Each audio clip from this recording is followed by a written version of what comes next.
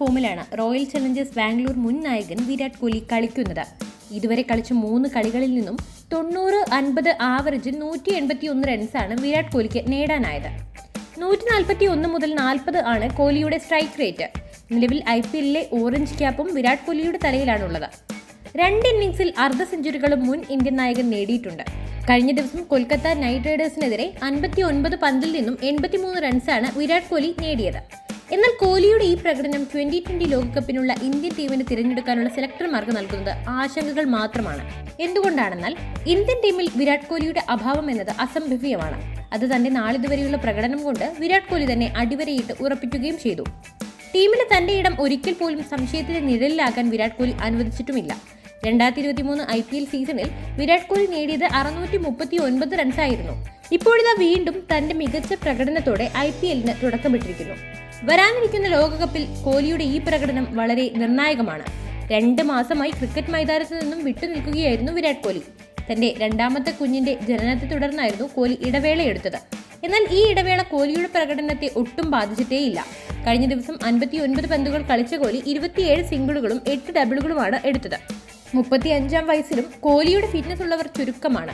എന്നാൽ ഈ കഥയ്ക്കൊരു മോശം വശം കൂടിയുണ്ട്. അതാണ് മുമ്പ് പറഞ്ഞത്. കൊൽക്കത്തയ്ക്കെതിരെ ബാംഗ്ലൂർ 20 ഓവറിൽ 6 വിക്കറ്റ് നഷ്ടത്തിൽ 182 റൺസാണ് നേടിയത്. എന്നാൽ ഈ ലക്ഷ്യം മറികടക്കാൻ കൊൽക്കത്തയ്ക്ക് വേണ്ടി വന്നത് 16.5 ഓവറുകൾ മാത്രമാണ്. 2022 2020 ലോകകപ്പ് ഇന്ത്യൻ ടീം മറന്നു കാണില്ല.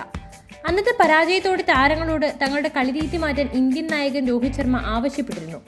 2020 ക്രിക്കറ്റിൽ ആങ്കർ എന്നൊരു റോളേ ഇല്ല. വരിക, അടിക്കുക, പോവുക, അതായിരിക്കണം രീതി. എന്നാൽ ഈ ആശയത്തോട് ചേർന്ന് നിൽക്കുന്നതല്ല വിരാട് കോഹ്ലി. ലോകകപ്പിൽ പാകിസ്ഥാനെതിരെ ചരിത്രത്തിലെ ഏറ്റവും മികച്ച 2020 ഇന്നിംഗ്സുകളിലൂടെ ഇന്ത്യക്ക് ജയം നേടിക്കൊടുത്തത് വിരാട് കോഹ്ലി തന്നെയാണ്. പക്ഷേ കോഹ്ലിയുടെ ആദ്യം ആങ്കർ ചെയ്യാമെന്ന സമീപനം ഇന്ത്യക്ക് വെല്ലുവിളിയായി മാറുന്നതാണ്. കോഹ്ലി ക്രീസിൽ ഉള്ളിടത്തോളം ഇന്ത്യക്ക് പ്രതീക്ഷയുണ്ടെങ്കിലും കോഹ്ലി പുറത്തായ ശേഷം ടീമിനെ വിജയത്തിലേക്ക് നയിക്കാൻ പിന്നാലെ വരുന്നവർക്ക് സമയം ശേഷിക്കില്ല എന്നൊരു വെല്ലുവിളിയുണ്ട്. അതായത് KKRനെതിരായ 59 പന്തിലെ 83 തന്നെ ഏറ്റവും വലിയ ഉദാഹരണം. പകുതിയോളം ഓവറുകൾ വിരാട് കോഹ്ലി തന്നെയാണ് കളിച്ചത്.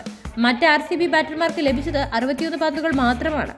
കാമറൂൺ ഗ്രീൻ 21 പന്തുകളിൽ നിന്നും 33 റൺസും ഗ്ലെൻ മാക്സ്വെൽ 19 പന്തുകളിൽ നിന്നും 28 റൺസുമാണ് നേടിയത്.